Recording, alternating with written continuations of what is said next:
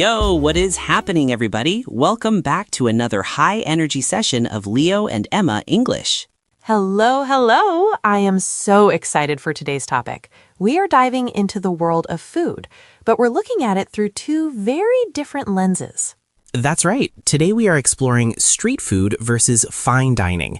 Now, you might think, Leo, food is just food, but the vocabulary we use changes completely depending on whether you're sitting on a plastic stool on a sidewalk or sitting on a velvet chair in a Michelin-starred restaurant.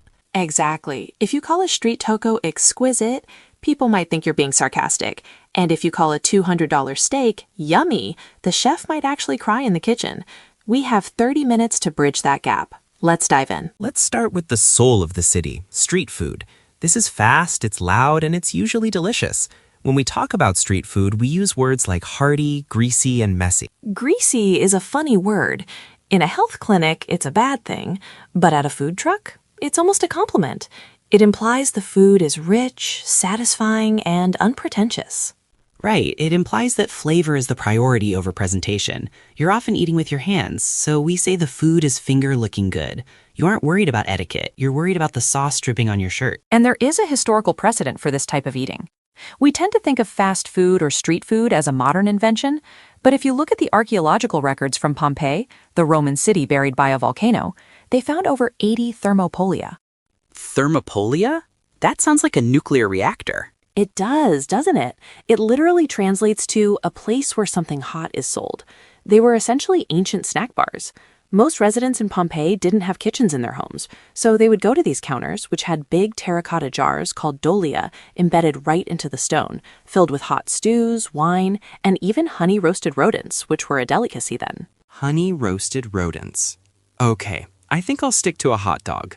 But that proves the point. Street food is utilitarian. It's about fuel. That's why a great phrase for street food is, it hits the spot. You use this when you're really hungry and that first bite is exactly what your body needed. It's visceral. You don't analyze street food, you feel it. Another term we often use is hidden gem. This describes that tiny, hole-in-the-wall stall that looks like nothing from the outside, but serves the best food in town. I love that phrase, hole in the wall. It sounds derogatory, but it's actually a badge of honor for foodies. It implies that the establishment doesn't need to advertise because the product speaks for itself. We don't dine at these places. We grab a bite or wolf it down because we are usually on the move. It's all about comfort food, simple dishes that make you feel happy and full. There is also a fascinating tension in the street food world regarding the word authentic. You hear this constantly, authentic Mexican tacos, authentic Thai pad see ew. It's become a marketing buzzword, but in the context of street food, it usually implies a specific adherence to tradition, often specifically working-class tradition. Yeah, if a street food stall becomes too clean or too organized, people start saying it's gentrified or it's lost its soul. We want the chaos because we associate chaos with flavor. Okay, let's leave the chaos of the street. Let's clean up, put on a suit, and step into the world of fine dining. Here, the language becomes much more precise, constructed, and sophisticated. The atmosphere changes immediately. The first thing you notice is the menu structure. It's usually divided into courses. You have your appetizer or starter if you're in the UK, the main course, which is often called an entree in the US, and finally, dessert. And sometimes, before you even order, they bring you an amuse-bouche. That's a French term widely used in fine dining. It literally means to amuse the mouth. It's a tiny one-bite gift from the chef. It's interesting you mention French because the entire concept of the restaurant is actually French in origin. I was reading about a man named Boulanger in 18th century Paris. Oh, the soup vendor. Exactly. In 1765, he started selling these highly concentrated broths. He called them bouillon restaurant, which translates to restorative broths.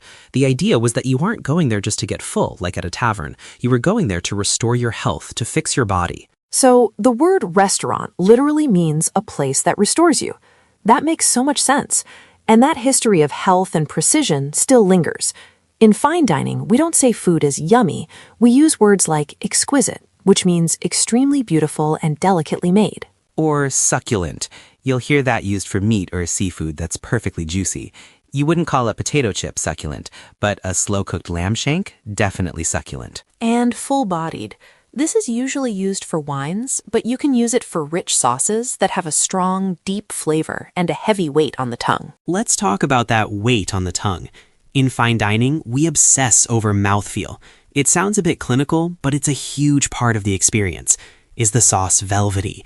Is the garnish crispy? Is the mousse airy? There is actually a branch of physics called rheology, which is the study of the flow of matter. Food scientists use rheology to measure exactly how a fluid, like a cheese sauce or a wine, behaves when you chew it. That's what we are describing when we say something has a silky mouthfeel.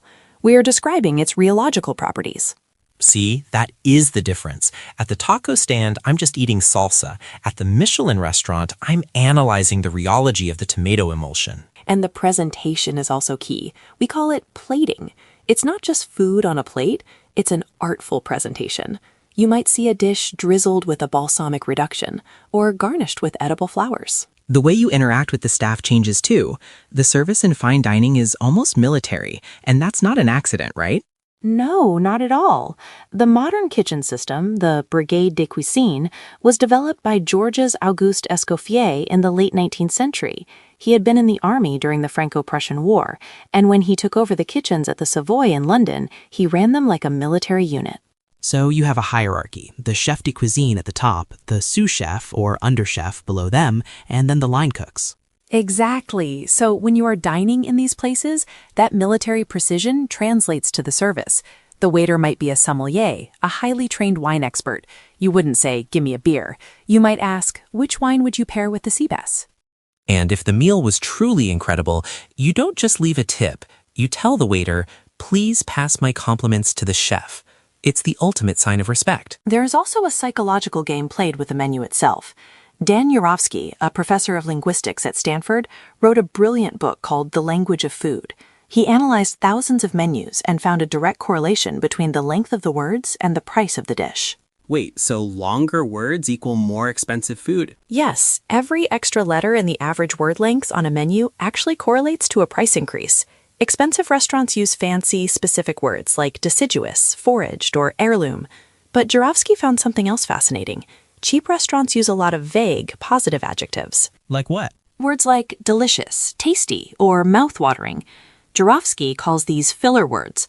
High-end restaurants assume you know the food is delicious, so they don't need to say it. If a menu has to tell you the crab cakes are delicious, they probably aren't. That is mind-blowing.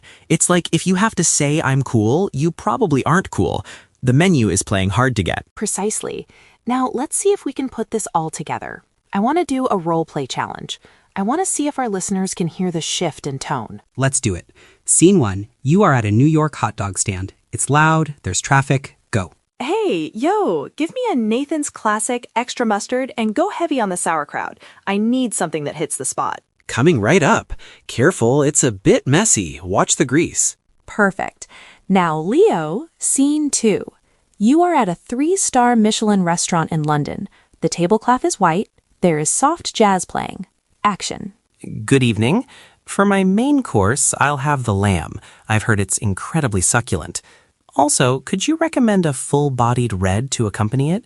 Perhaps something with a velvety finish? Excellent choice, sir. The lamb is infused with rosemary and served with a reduction of Pinot Noir. I will have the sommelier bring the wine list immediately.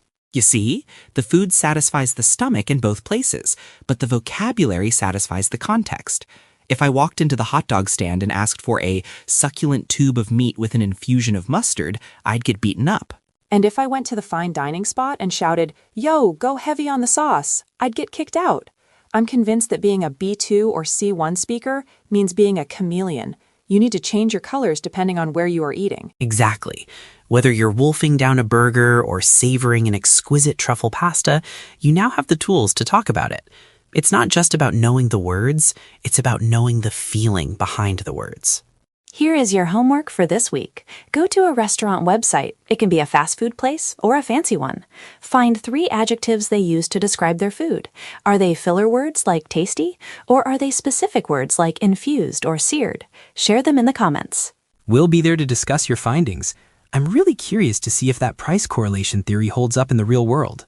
Me too. Stay hungry, stay curious, and keep listening. Thanks for listening to Leo and Emma English. Peace out.